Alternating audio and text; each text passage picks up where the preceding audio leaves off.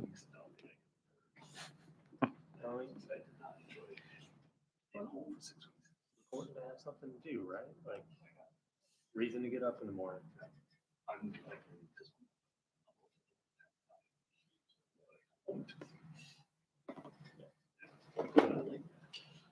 She sleeps. So just I was like 3 hours and I can't get boys or do.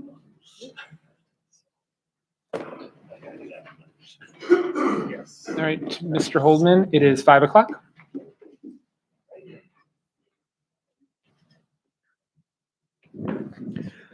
All right, we'll call the Public Safety Committee to order. Please take the roll. Baylor, Here. Holdman, Here. Tarks. Yes. Are there any persons desiring to be heard?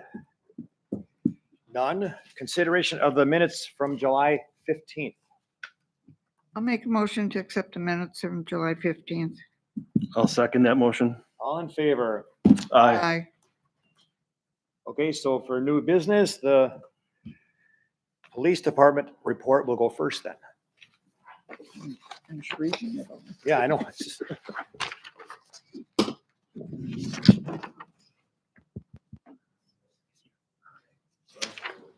Yes, it is. Standing room only. Yeah. Good evening, everyone. Aye. So for our quarterly public safety meeting, I'll start with personnel updates.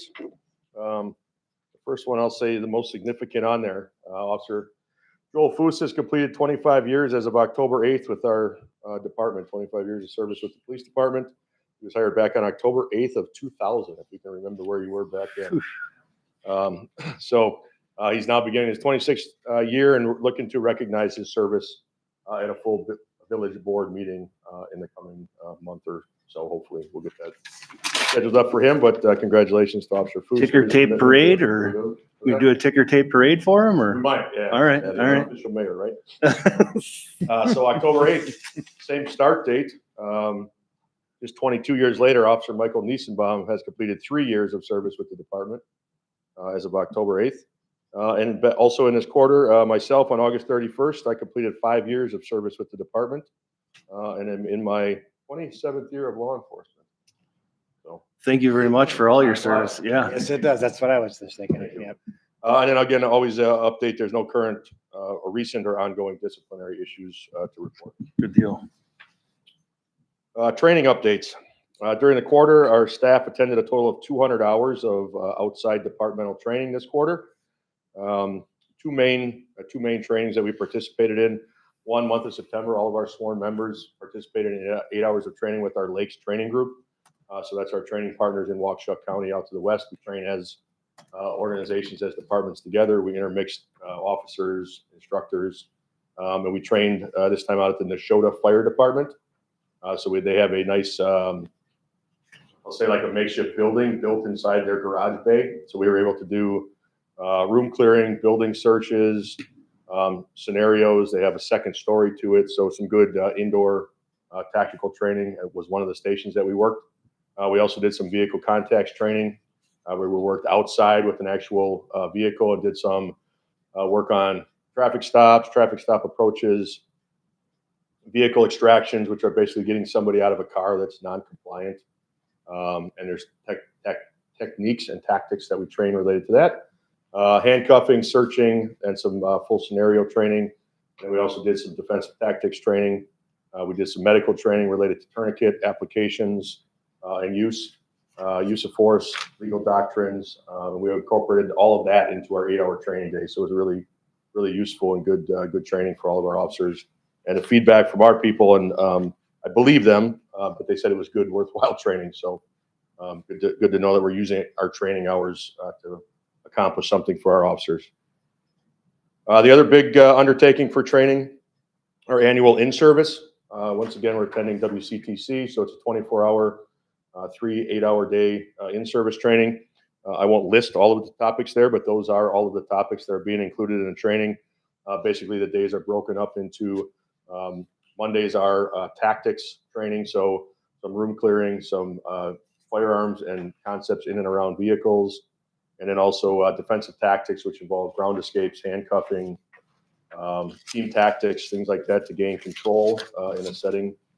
When taking somebody into custody, we do live fire firearms training. There's a legal update put on by the district attorney's office. There's a section on officer wellness, minimal fact interviewing of juveniles and some techniques associated with that. So it's a really good training, encompasses a wide variety of topics, but again, it's good for all of our officers. And all sworn personnel, including myself and the captain, will go through that training. Captain Benson and I do instruct in some of those topics, but we're also will be intending, so we ensure that we're going through the same training as all the officers do.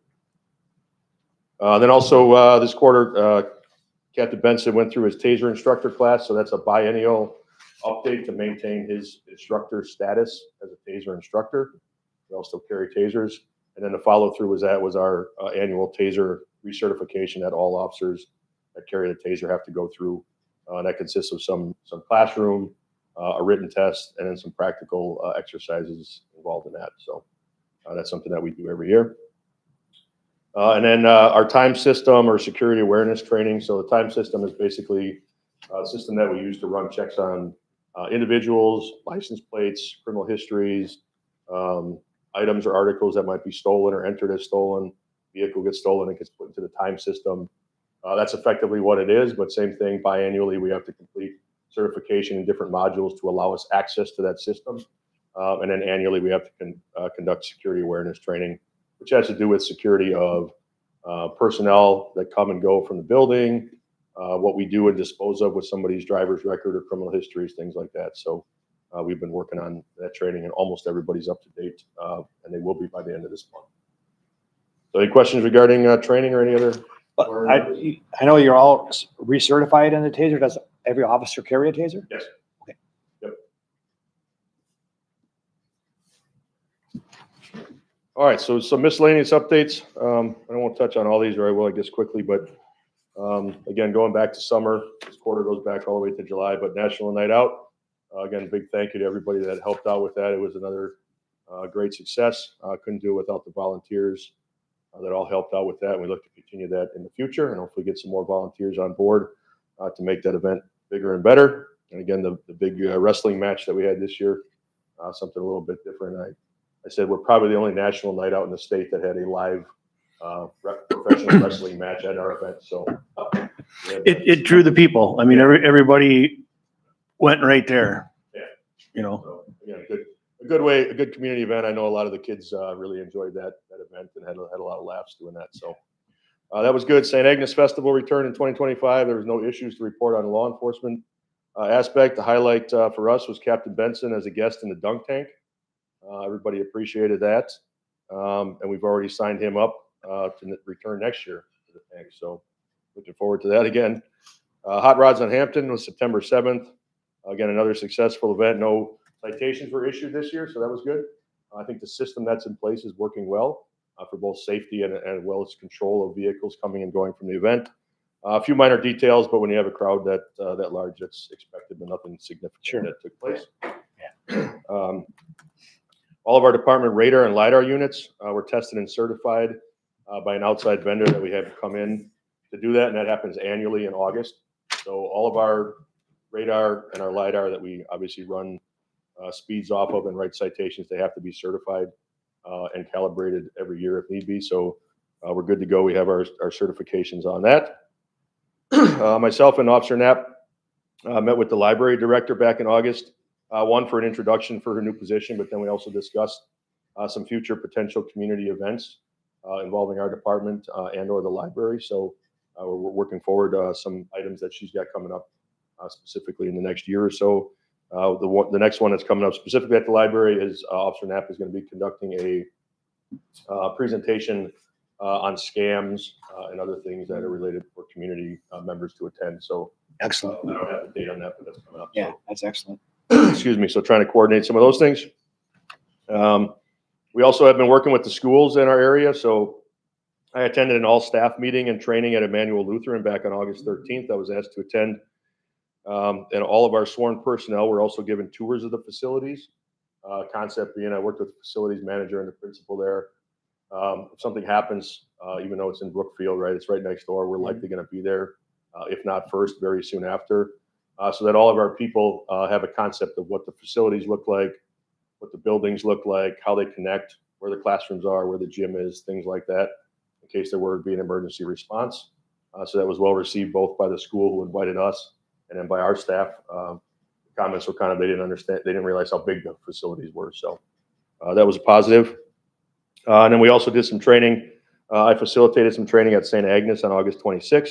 This was for all of their staff, and it's on their standard response protocol, which is basically a protocol that's in place for all emergency events, weather incidents.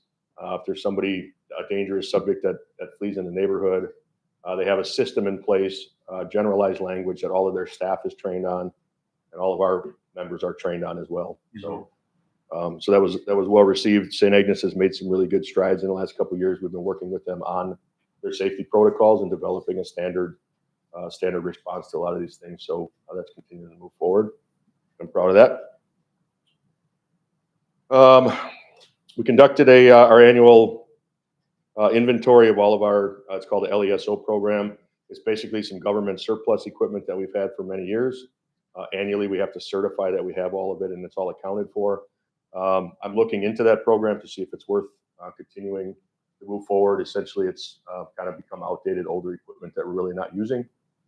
All it's really doing is taking up space and time, and it was before my time here, and I'm kind of looking into whether that program is worthwhile, us maintaining our membership in. It doesn't cost anything. There's no cost or anything like that. It's Just time.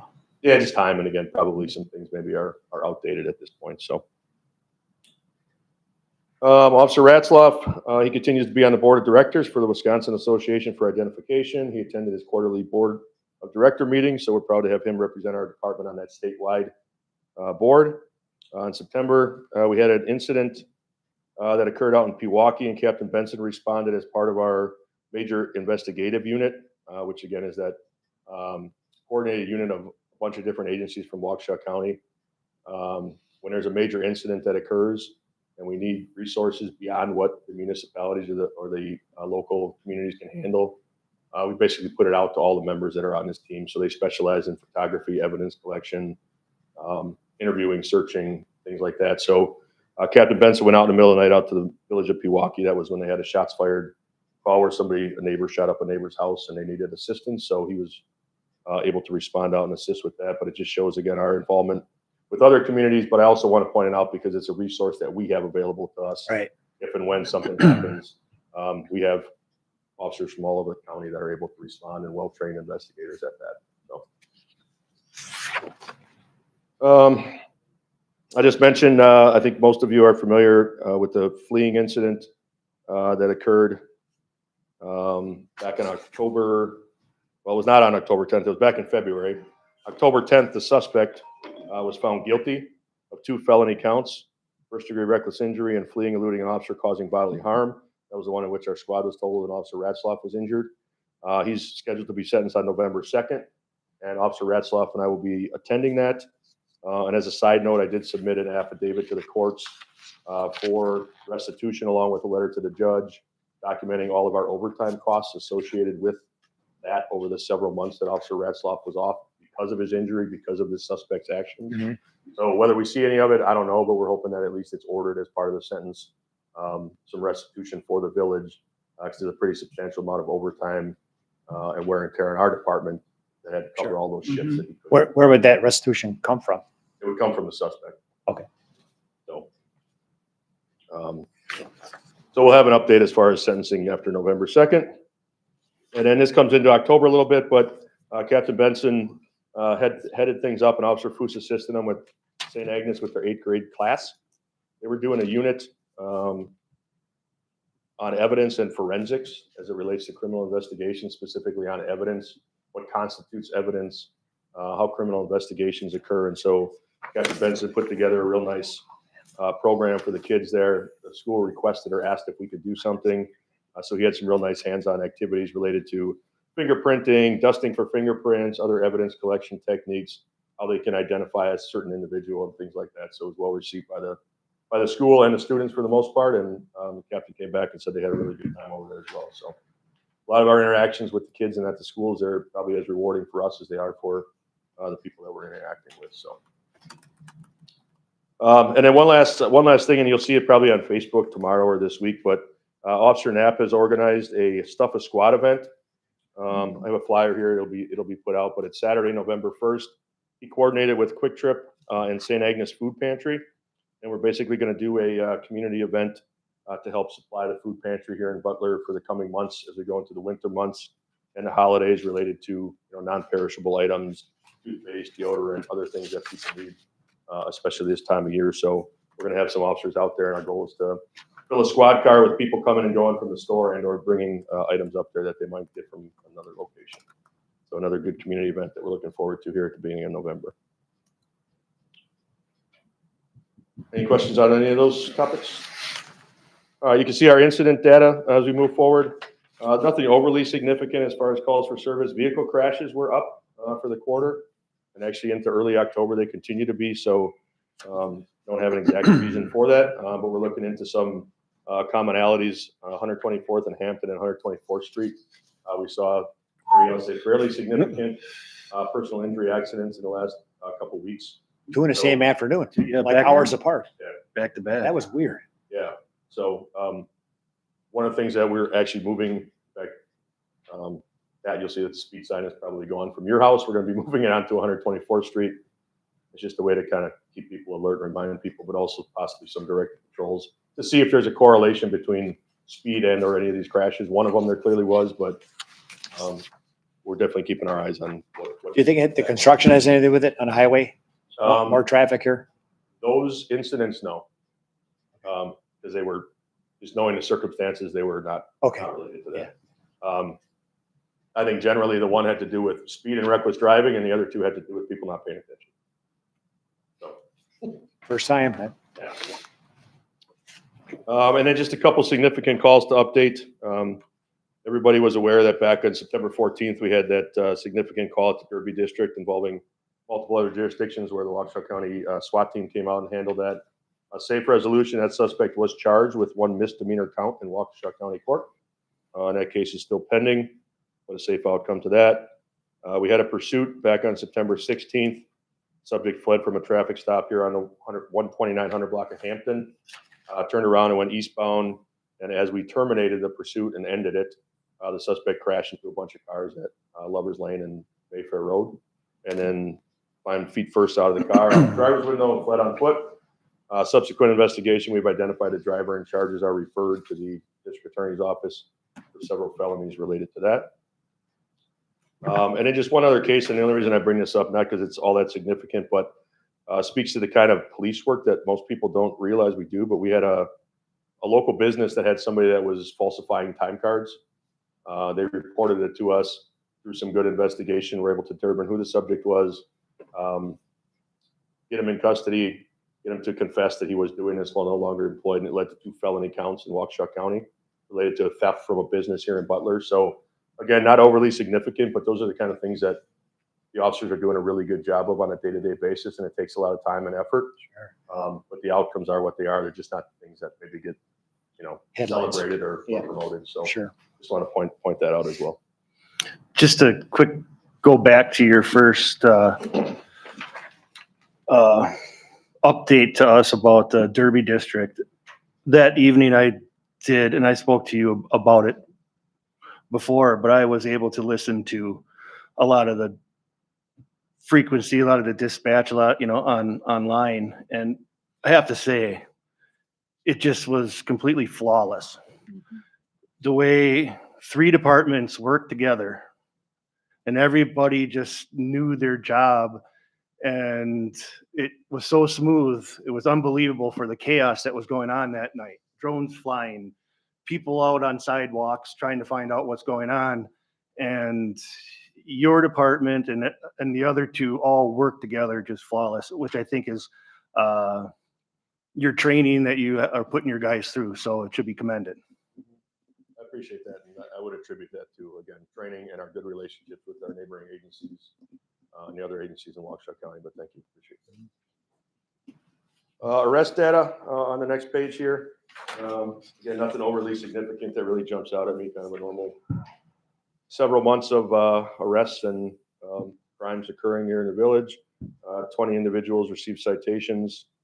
19 were arrested and taken to jail on various charges, and then we had one out of custody referral to the DA's office, which isn't uncommon when we can't either locate someone or get them into custody. We still refer charges on criminal cases.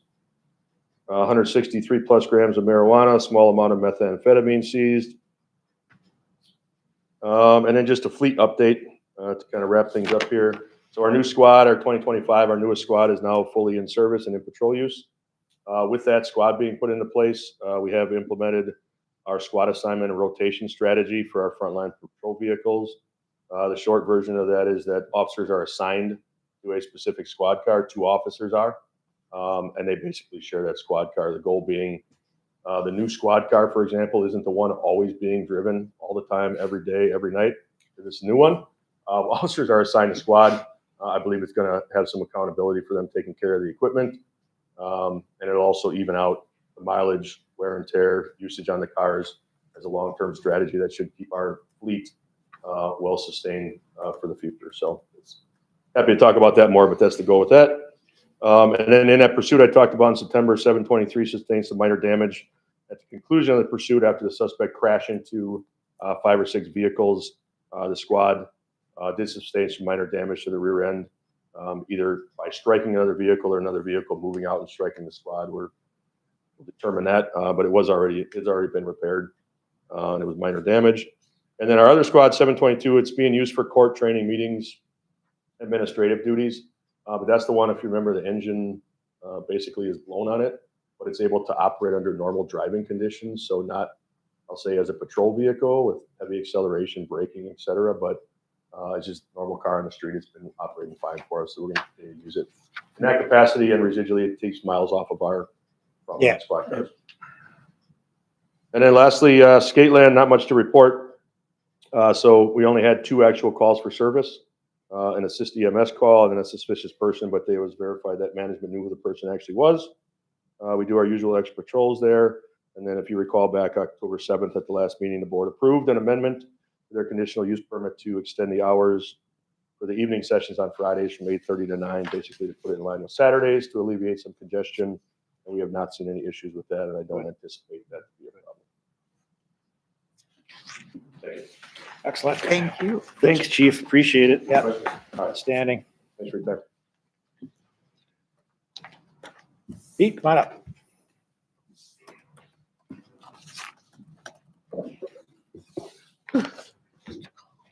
Well, quarter 3 for us is June, July, and August. A little bit dated. Run volume, a little bit high on up on the fire calls, and that we ended up at at the end of August, we were at about 360 calls. Personnel, 17 names on the roster, of which 12 there. The docs and that are on there. Apparatus, everything was working pretty good. I had a ground wire issue on the fuel filter on the frontline engine that I was taken care of. Did have a battery on the backup ambulance blow up, so I had to replace both batteries. And then all the hose has been tested. That's on the trucks and on the rack. EMS training for the quarter was heat exposures and medical emergencies and stroke, what the doc came in, and then mobilization and splinting in August. Fire training, forcible entry, hydrant hookups and pumping on June, ladders July, and ventilation and fire attack along with the ladders August.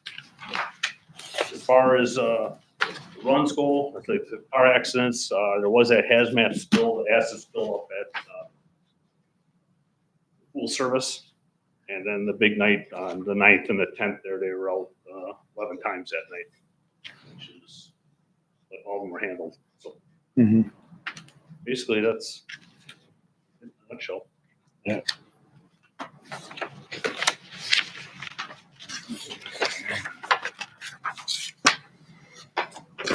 Any questions from the board?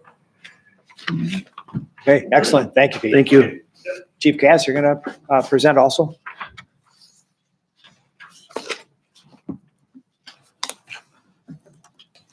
Really not too much, and I can kind of give you activities for what we've done since the beginning of the year in cooperation with Chief Sulik and the department. And they've given us aid 4 times. We've given them aid 33 times. Most of it is EMS calls, and about 25% of those calls go to 12999 West Hampton Avenue. And our average response time out of all those, see, it's a total of 33 calls. Our average response time's 7 minutes. That's awesome.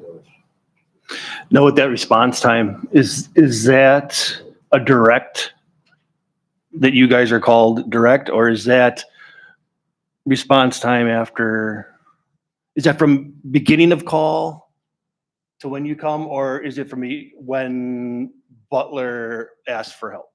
That's when we're dispatched ourselves. As far as breaking it down as to whether we were directly dispatched from Waukesha County or whether we were requested, I could break that down, but I don't have that.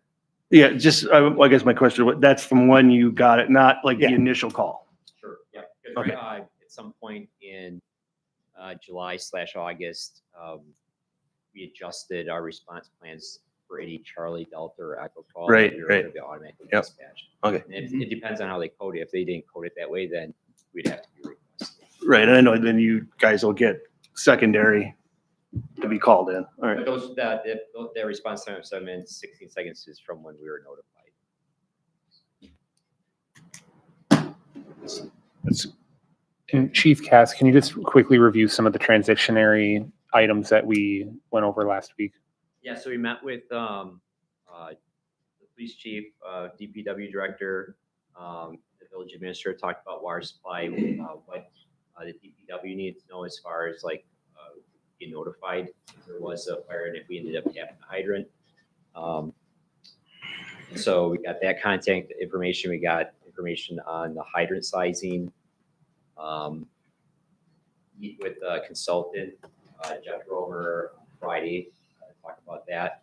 And then I need to schedule a meeting with Chief Zulik to talk about transition, get some of the any type of pre-plans, inspection activity, Knox box keys, stuff like that. So we have like a punch list of items that we're working our way through over the next few months.